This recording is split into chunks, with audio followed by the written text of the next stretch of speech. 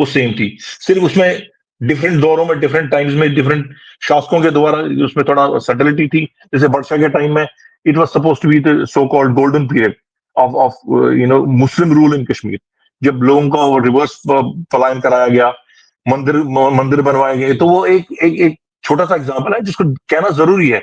ऐसा नहीं है कि 100% चीजें खराब थी, बट मैक्सिमम चीजें खराब ही थी। रेडिकलिज्म तब भी था, रेडिकलिज्म आज भी है, और वो हमें एविडेंट लगता है कि अभी जो पिछले हफ्ते जो वारदात दिल्ली में हुई, रेडिकलिज्म किसी एक कम्युनिटी के लिए ये शोभा नहीं देता बेसिकली कि उसको जस्टिफाई करने का कि गरीबी की वजह से या लाचारी की वजह से। तो मैं यहाँ पे दर्शकों को ये कहना चाहता हूं कि अगर हम आई फॉर एन आई वाली बात कहें कि हमारे साथ अगर जुल्म हुआ तो हमें बंदूक उठानी चाहिए, तो फिर तो कश्मीरी पंडितों के पास 5 लाख रीजन थे। 5 लाख कश्मीरी पंडितों ने जब वहां से पलायन किया तो हमारे पास भी रीजन थे बंदूक उठाने की।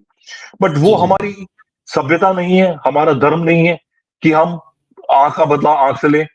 हमने गन के बदले पेन उठाने की में ज्यादा समझदारी दिखाई। और आज की डेट में अगर आप देखें विजय जी, पिछले 30-35 सालों में हमारी कम्युनिटी ने कम से कम 50 से 60 हजार इंजीनियर्स दिए हैं, डॉक्टर्स दिए हैं, वकील दिए हैं, साइंटिस्ट दिए हैं। आज की डेट में फख्र कह सकता हूं कि कम से कम there are 12 Kashmiri Pandits who are vice presidents and vice chancellors of different universities.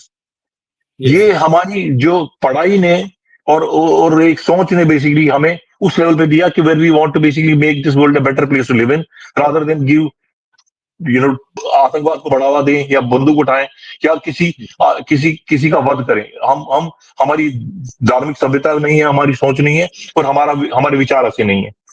जी जी। तो दर साहब ये बताइए कि कश्मीरी पंडित और कश्मीरी मुस्लिम जो रिप्रेजेंटेशन को आप कैसे देख रहे हैं इस फिल्म में? देखिए, एक बहुत ही अच्छे तरीके से दिखाया गया है। इससे पहले मैं एक थोड़ा पस मंजर में जाना चाहता हूं। यहाँ ये बताने की कोशिश कर रहा हूं कि हमारे को कश्मीर से निकालने वाला कोई पाकिस्तानी मर्सनरी नहीं था।